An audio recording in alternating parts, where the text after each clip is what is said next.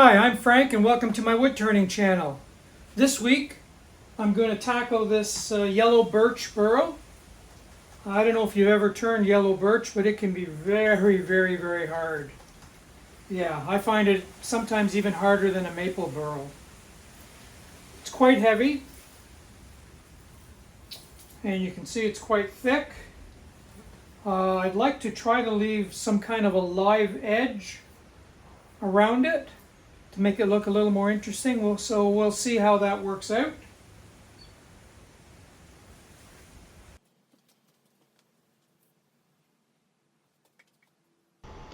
The first thing I have to do is to try to find the center as best I can. So I do this on both sides.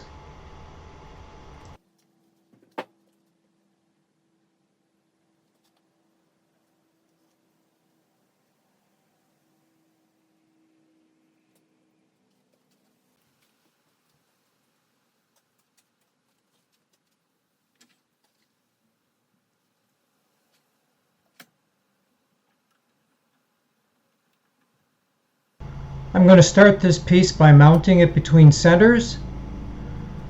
And here you can see I'm just sort of checking to make sure that the top edge is where I want it all the way along.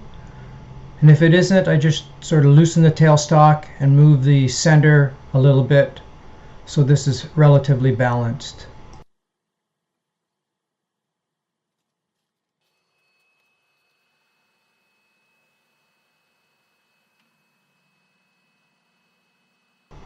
I'm going to start roughing this piece out with my 5/8 inch bowl gouge. And here I'm defining the area where the tenon will be. And then I'll go up the side a little bit as well, just to sort of do some rough shaping.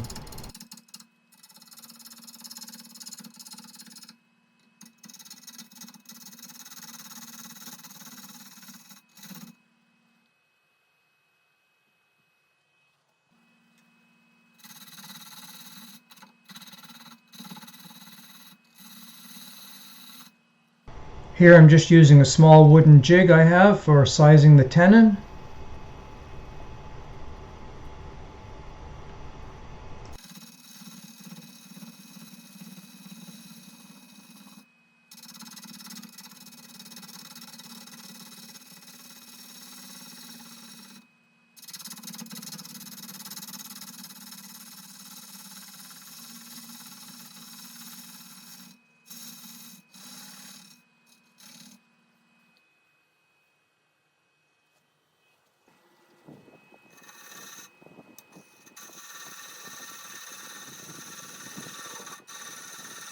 From this angle you can see I've had to go in quite a ways to get a reasonable sized tenon on the piece.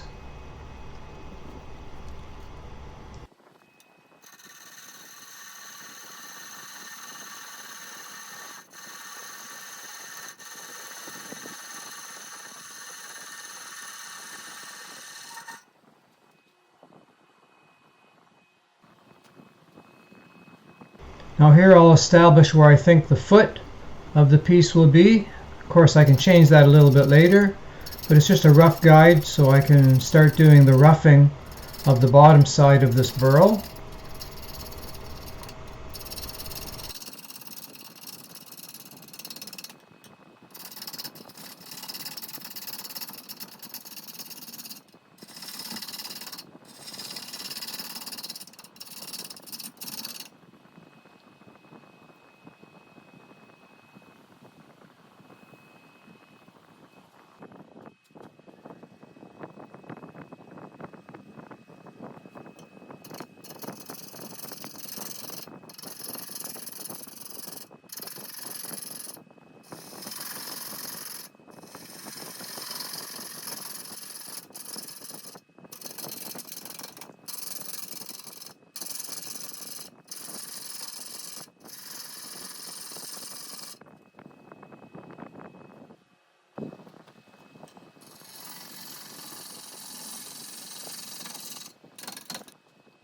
Now I can see the shape starting to take form.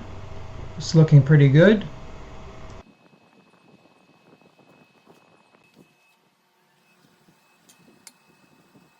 Before I go too much further now, I want to sort of face off the top surface here, just so I have an idea of where the top of the piece will be all the way around, and then that allows me later to establish the thickness that I want to turn the bottom or the back end of the piece to.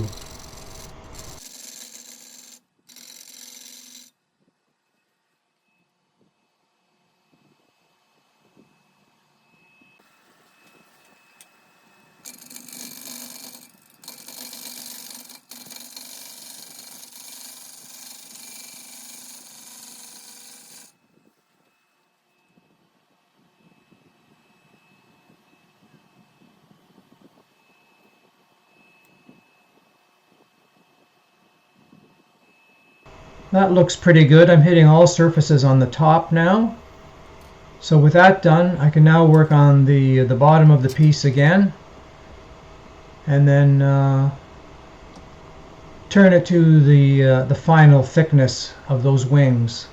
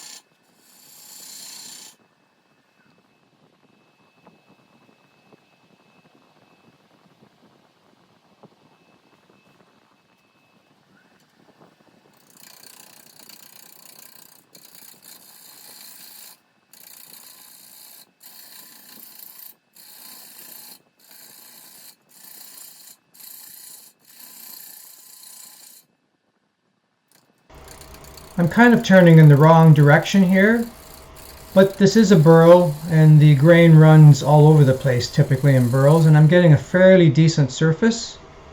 So I'm going to continue making those cuts that way. If I get tear out, then I'll go the other way.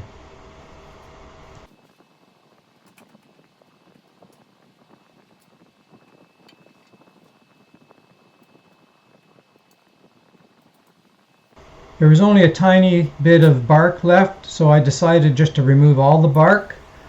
But since the surface looks so close to the live edge surface, I think I would just take a torch here and darken up the live edge surface so that it stands out a little nicer.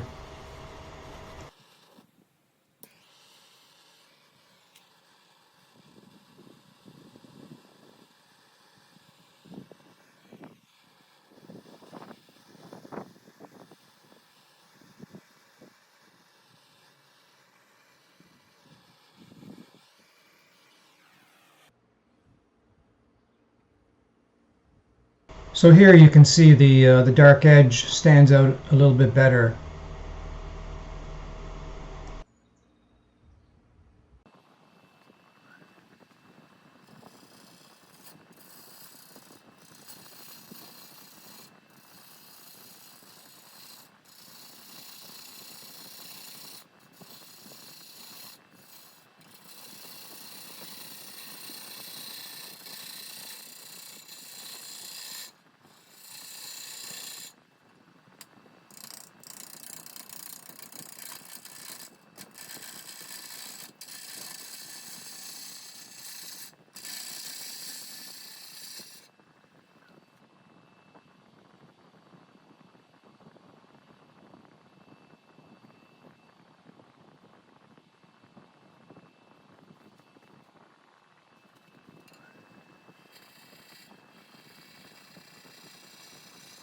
I've continued on with my final shaping, and here I'm just trying to do a nice fine cut.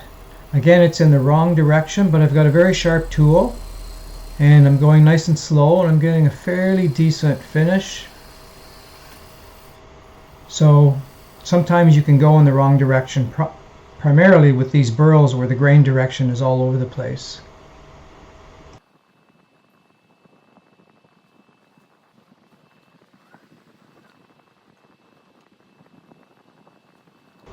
Now I'm just going to use a negative rake scraper, which is just a scraper that has two bevels on it.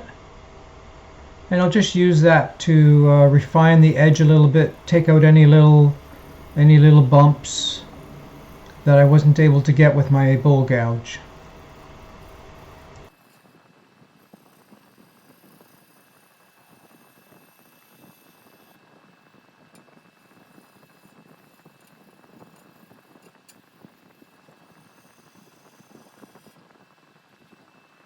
And here you can see the final profile. I'm pretty happy with the way it looks.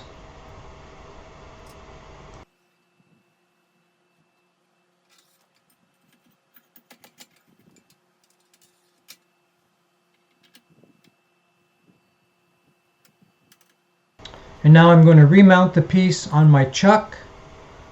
And here you can see the chuck is going to grab that tenon I made on the bottom of the piece.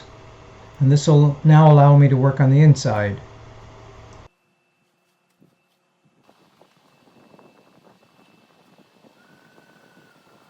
Because this is a burl with nice figure and the piece is large enough, I decided to take a core out of the center of here and use that for another bowl. Typically I wouldn't have done this in the past, but I'm now using that Core Pro cutter by Hunter Tools. And that little cutter head on my one-way coring system really does a pretty reasonable job with this dry wood.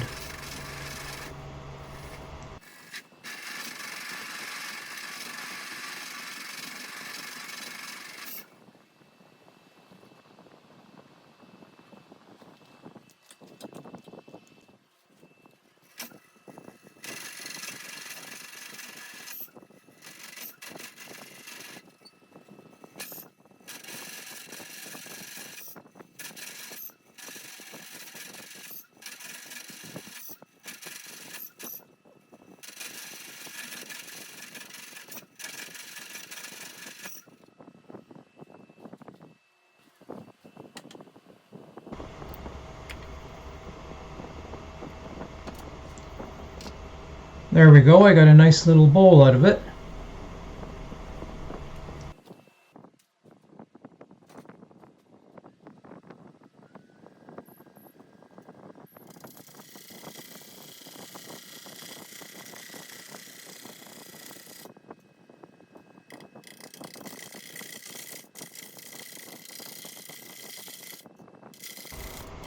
Now I'm going to work on the inside surface, just refining the thickness down to a good even thickness all the way through the piece, trying to make light cuts and nice finish cuts as I progress from the very outer edge into the inner surface.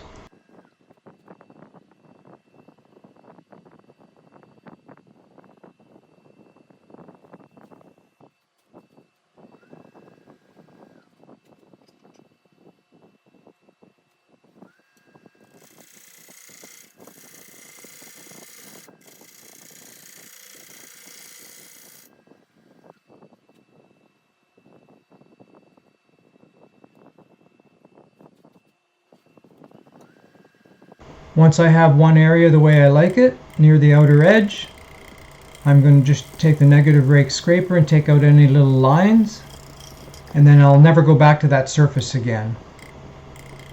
Except for sanding, of course.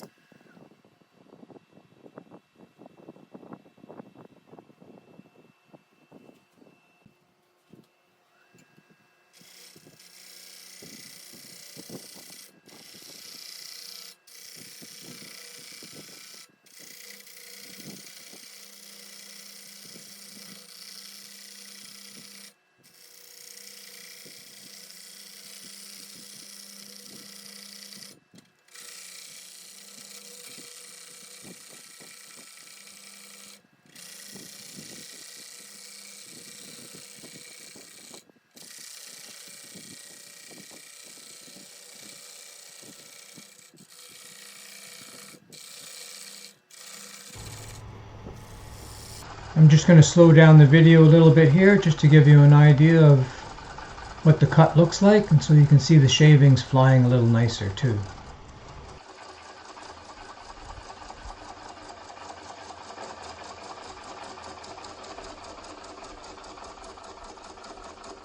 As I get deeper, I can't visually see the thickness, so I do stop and just measure every once in a while to make sure that the thickness is even all the way through.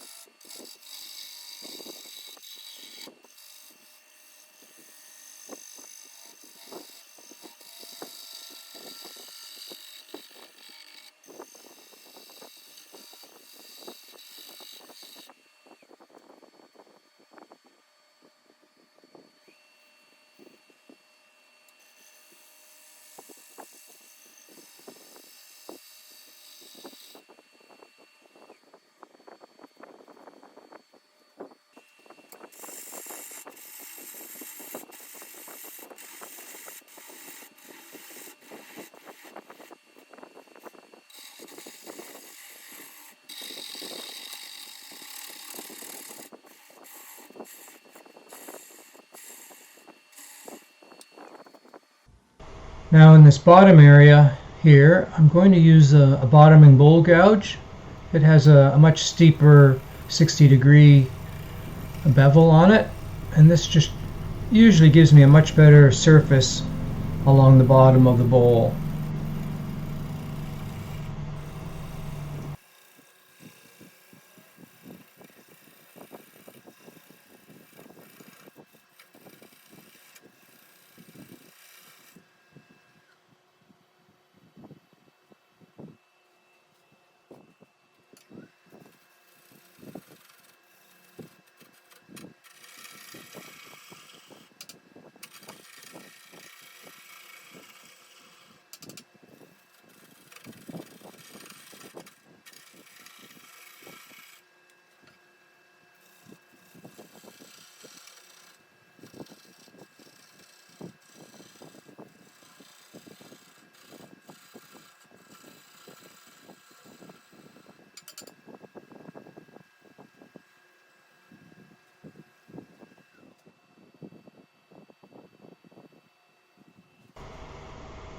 Just like other areas, if I have a few little lines here and there or grooves, I use the negative rake scraper to take those out, and this was dull, so I'm just going to burnish it with a little carbide tool that I got from Lee Valley.